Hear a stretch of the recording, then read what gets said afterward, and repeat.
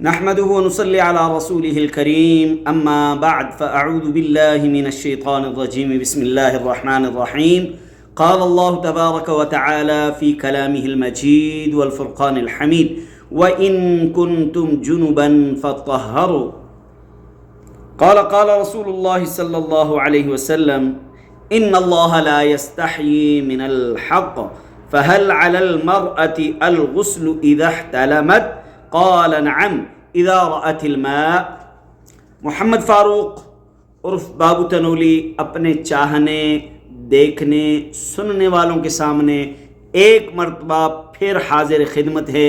سب سے پہلے آئیے امام الانبیاء فخر کائنات محمد مصطفیٰ احمد مجتبیٰ صلی اللہ علیہ وسلم پر درود شریف پڑھتے ہیں۔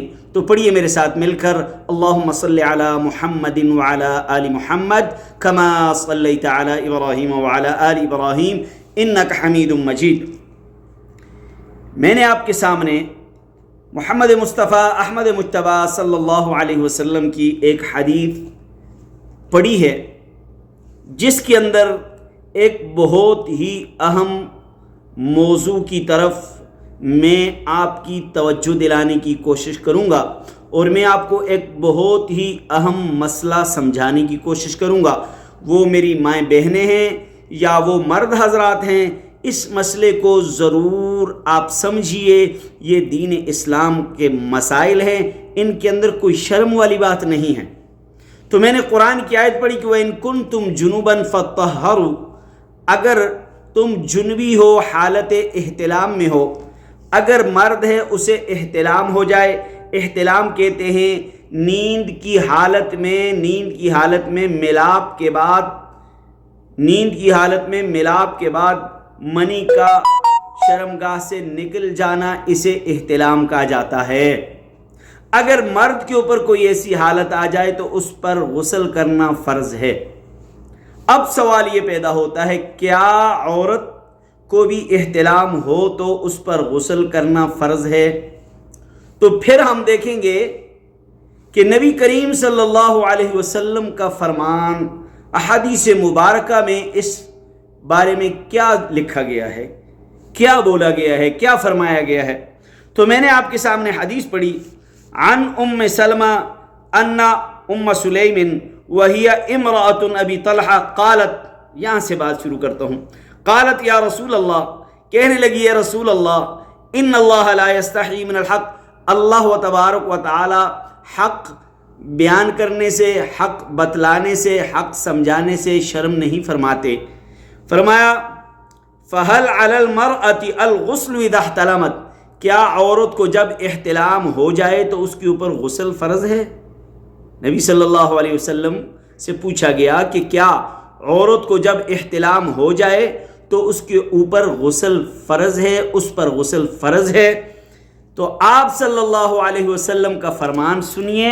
آپ صلی اللہ علیہ وسلم نے فرمایا قال نعم، یہ میرے ہاتھوں میں یہ حدیث کی کتاب ہے، فرمایا قال نعم، کہ اگر عورت کو احتلام ہو جائے، عورت خواب کی حالت میں کسی مرد سے ملاپ ہو جائے، اس کے بعد منی کا اخراج ہو جائے، اس کے کپڑوں پہ، اس کے بدن پہ کچھ اثرات نظر آئیں تو اس عورت کے اوپر غسل کرنا فرض ہے، اس عورت کے اوپر غسل کرنا فرض ہے۔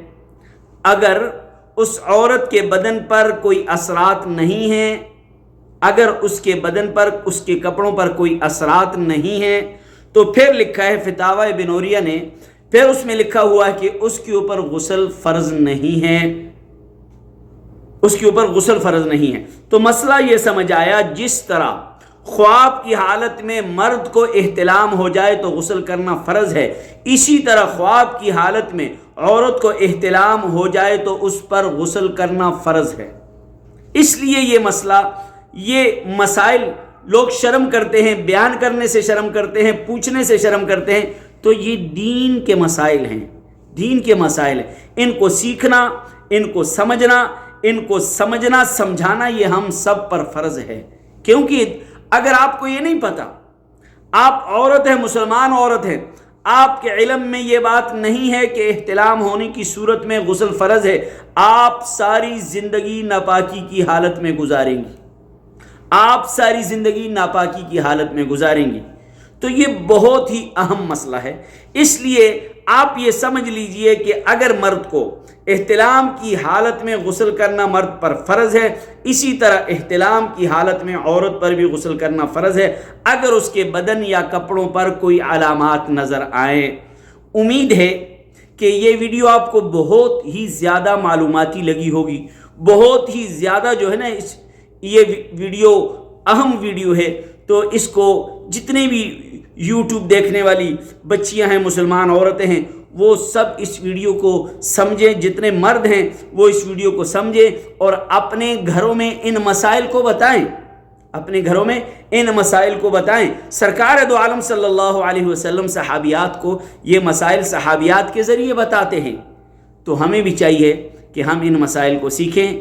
تو میری ان دینی مسائل کی ویڈیو کو آپ لائک کریں، شیئر کریں، اور میرے اس چینل کو مولانا محمد فاروق اس چینل کو لائک کریں، سبسکرائب کریں، تاکہ ہر روز نئی آنے والی ویڈیو آپ تک پہنچے، اور آپ امید ہے کہ اس ویڈیو کو دوسروں تک ضرور پہنچائیں گے۔ اللہ تبارک و تعالی ہم سب کو عمل کی توفیق عطا فرمائے۔